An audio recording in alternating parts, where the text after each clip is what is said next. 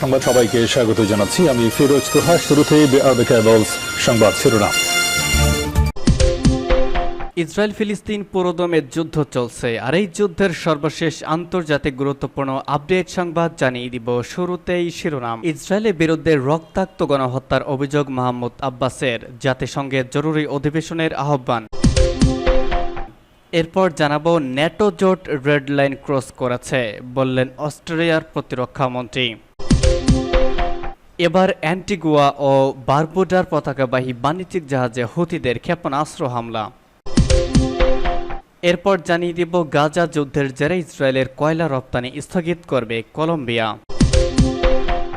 আরও জানিয়ে দেব, ইসরায়েলকে সমর্থন নির্বাচনে ভরাডুবি ঘটাতে পারে বাইডেনের। এবং সর্বশেষ জানিয়ে দিব, এখনই নিঃশর্তভাবে গাজা ইসরায়েলি আগ্রাসন বন্ধ করতে হবে, T8 মন্ত্রীদের আহ্বান। এতক্ষণ শুনছিলেন সংবাদ শিরোনাম, এখন জানিয়ে দিব বিস্তারিত।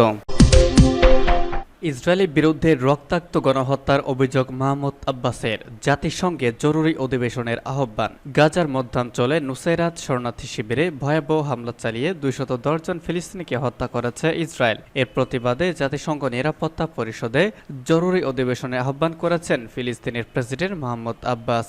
এই হত্যাকাণ্ডকে রক্তাক্ত গণহত্যা বলে অভিযোগ করেছেন তিনি। বার্তা সংস্থা রয়টার্সকে উদ্ধৃত করে এই খবর দিয়েছে অনলাইন পত্রিকা পাকিস্তান টুডে। গাজার মিডিয়া অফিসের এক বিবৃতিতে বলা হয়েছে, গাজার মধ্যাঞ্চলে অবস্থিত নুসাইরাত শরণার্থী শিবিরে জিম্মি উদ্ধারের নামে ব্যাপক হামলা চালিয়েছে ইসরায়েল। এতে নারী ও শিশুসহ কমপক্ষে 210 জন ফিলিস্তিনি নিহত হয়েছেন। আহত হয়েছেন আরও প্রায় 400 শতাধিক মানুষ।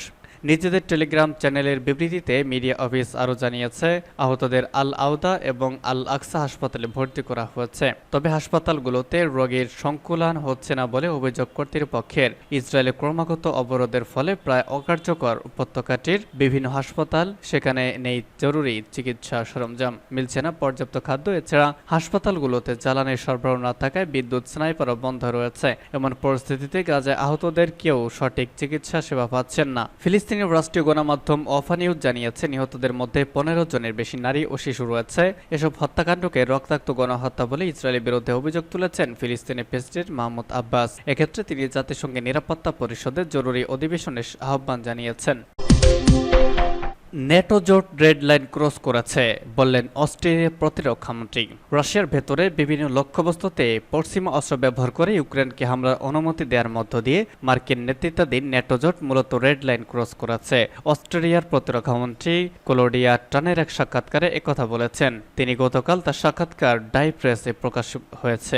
আমেরিকা, ফ্রান্স এবং জার্মানি সম্প্রতি ঘোষণা করেছে যে তাদের দেওয়া অস্ত্র ব্যবহার করে কিয়েভ রাশিয়ার লক্ষ্যবস্তুর ওপর হামলা চালাতে পারবে। এ সম্পর্কে এক প্রশ্নের জবাবে অস্ট্রেলিয়ার প্রতিরক্ষামন্ত্রী বলেন, এরই মধ্যে পশ্চিমারা রেড লাইন ক্রস করেছে। ইউক্রেনের মাটিতে ন্যাটোভুক্ত কোনো দেশের সেনা মোতায়েন করা হবে না বলে সম্প্রতি ন্যাটো মহাসচিব যে ঘোষণা দিয়েছেন তাতে সন্তোষী প্রকাশ করেছেন ক্লোডিয়া টানের। সাম্প্রতিক সপ্তাহগুলোতে কয়েকটি ন্যাটো সদস্য দেশ প্রকাশ্যে পশ্চিম অস্ত্র ব্যবহার করে রাশিয়ার লক্ষ্যবস্তুতে দৃশ্যত সীমিত মাত্রায় হামলা চালানোর প্রতি সমর্থন দিয়েছে। পশ্চিমারা দাবি করেছে তারা শুধুমাত্র রাশিয়ার বিরুদ্ধে কিয়েভকে সমর্থন দিচ্ছে, কিন্তু ইউক্রেন ও রাশিয়ার মধ্যকার চলমান যুদ্ধের কোনো অংশ নয়। তবে রাশিয়া বলছে এরই মধ্যে পশ্চিমারা ইউক্রেন যুদ্ধে নিজেদেরকে জড়িয়ে ফেলেছে।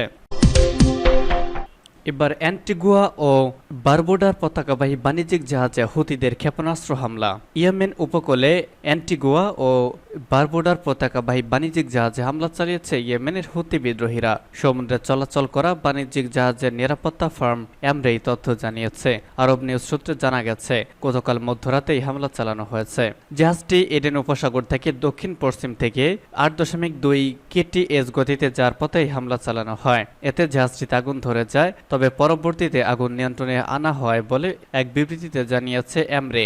জাহাজটিতে দ্বিতীয় ক্ষেপণাস্ত্র হামলা চালালে তার লক্ষ্যবস্তুতে আঘাত হানতে আনতে ব্যর্থ হয়। একই সময়ে সমুদ্রে থাকা ছোট ছোট নৌকা থেকে জাহাজটিকে গলিয়ে ছোড়া হয়, ফলে এটি গতিপথ পরিবর্তন করতে বাধ্য হয়। এই ঘটনায় কেউ আহত হয়নি বলেও জানিয়েছে নিরাপত্তা ফার্ম অ্যাব্রে। ব্রিটিশ নৌবাহিনী পরিচালিত যুক্তরাষ্ট্রের মেরিটাইম ট্রেড অপারেশন নামের প্রতিষ্ঠান জানিয়েছে শনিবার মধ্যরাতে তার একটি বাণিজ্যিক জাহাজে হুতি বিদ্রোহীদের দ্বারা হামলার খবর পেয়েছে। এই ঘটনায় তদন্তের কথা জানিয়েছে কর্তৃপক্ষ। এছাড়া জাহাজটিকে সতর্কতার সঙ্গে ট্রানজিট নেওয়ার পরামর্শ দেওয়া হয়েছে। এদিকে ইয়েমেনের হুতি বিদ্রোহীরা ইসরায়েলের সংশ্লিষ্ট রয়েছে এমন বাণিজ্যিক জাহাজে আবারও ক্ষেপণাস্ত্র ও ড্রোন হামলা চালানোর ঘোষণা দেওয়ার পরই এমন ঘটনা ঘটল। গত বছরের নভেম্বর থেকেই ফিলিস্তিনিদের সমর্থনে হুতিরা লোহিত সাগরে চলাচল করা ইসরায়েলি সংশ্লিষ্টতা রয়েছে এমন বাণিজ্যিক জাহাজে হামলা চালিয়ে যাচ্ছে। গাজা যুদ্ধের জেরে ইসরায়েলে কয়লা রপ্তানি স্থগিত করবে কলম্বিয়া। ইসরায়েলে কয়লা রপ্তানি স্থগিত করতে যাচ্ছে কলম্বিয়া। গতকাল কলম্বিয়ার প্রেসিডেন্ট গুস্তাভো পেট্রো এই ঘোষণা দেন। ইসরায়েলের রক্তক্ষয়ী গাজা যুদ্ধের কলম্বিয়া এমন পদক্ষেপের ঘোষণা দিয়েছে। ইসরায়েলের প্রধান কয়লা সরবরাহকারী দেশ কলম্বিয়া। দেশটি 2023 সালে ইসরায়েলের কাছে $45 কোটি কয়লা রপ্তানি করে। কলম্বিয়ার রাজধানী বোগোতায় অবস্থিত ইসরায়েলি দূতাবাস এই তথ্য জানায়। গাজায় ইসরায়েলি হামলার জেরে কলম্বিয়া ইসরায়েলের দ্বিপক্ষীয় সম্পর্ক ভালো যাচ্ছে না। গত মে মাসে কলম্বিয়ার প্রেসিডেন্ট গুস্তাভো ইসরায়েলের সঙ্গে কূটনৈতিক সম্পর্ক ছিন্ন করার বিষয়ে ঘোষণা দেন। এর আগে ইসরায়েল থেকে কলম্বিয়ার রাষ্ট্রদূত প্রত্যাহারের ঘোষণা দেয়। এসব পদক্ষেপ সত্ত্বেও এতদিন ইসরায়েলে কলম্বিয়ার কয়লা রপ্তানি কার্যক্রম চলছিল।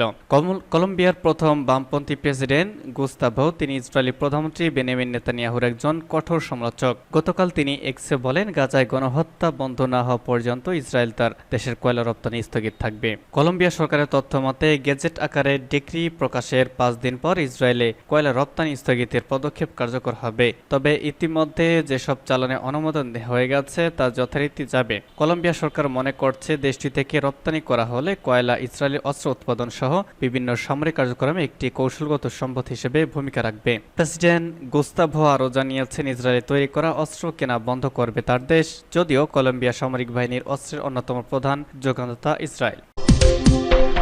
ইসরায়েলকে সমর্থন নির্বাচনে ভরাডুবি ঘটাতে পারে বাইডেনের। মার্কিন প্রেসিডেন্ট জো বাইডেন গাজা ইসরায়েলের নৃশংস হামলার প্রতি তার অটল সমর্থনের কারণে তরুণ মার্কিন ভোটার এবং অংশদাতাদের কাছ থেকে সমর্থন হারাতে শুরু করেছেন। ইসরায়েলের প্রধানমন্ত্রী বেনিয়ামিন নেতানিয়াহুর জন্য গ্রেপ্তারি পরোয়ানা জারি করার আহ্বান জানানোর পর আন্তর্জাতিক অপরাধ আদালতকে কঠোরভাবে নিন্দা করে বাইডেন কেবল তার নিজের আসনটি নয়, সেই সাথে মার্কিন গণতন্ত্রের ভবিষ্যৎকে ঝুঁকির ফেলার দিকে আরেক পা অগ্রসর হয়েছেন। 539 এর জরিপ অনুসারে যুক্তরাষ্ট্রের সমস্ত ঝুঁকিপূর্ণ রাজ্যে প্রতিদ্বন্দ্বী ডোনাল্ড ট্রাম্পের থেকে পিছিয়ে রয়েছেন বাইডেন। এভাবে তিনি আর মূল ভোটারদের হারাতে পারেন, যা তারা বলছেন তারা বাড়িতেই থাকবেন অথবা তাদের অসন্তোষ প্রকাশ করতে তৃতীয় পক্ষকে ভোট দিবেন। মার্চে মিশিগানে বাইডেন প্রায় কানের গোড়ায় দিয়ে জয়লাভ করেছেন। ইসরায়েলের গাজা আক্রমণের জন্য আন্তর্জাতিক বিচার আদালতের রায় গণহত্যা হতে পারে। মিশিগানের আরব আমেরিকানরা তাদের ভোটের মাধ্যমে বাইডেনের প্রতি অসন্তোষ প্রকাশ করেছে।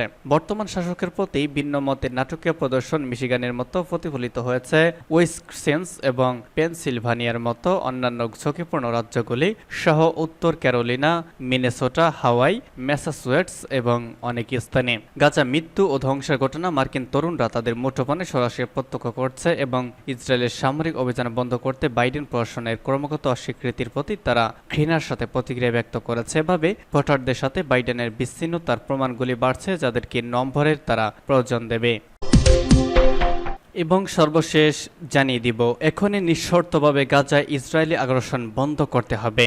D8 মন্ত্রীদের আহ্বান। অর্থনৈতিক সহযোগী সংস্থা D8 এর পররাষ্ট্রমন্ত্রীরা অবরুদ্ধ গাজা উপত্যকায় ইহুদিবাদী ইসরায়েলের বর্বর গণহত্যা ও আগ্রাসন নিঃশর্তভাবে এখনই বন্ধ করার জন্য তেল আবিবের প্রতি আহ্বান জানিয়েছে। তুরস্কের ইস্তাম্বুল শহরে সংস্থার মন্ত্রীদের বিশ্ব বৈঠকের পর প্রকাশিত যৌথ ঘোষণায় এই আহ্বান জানানো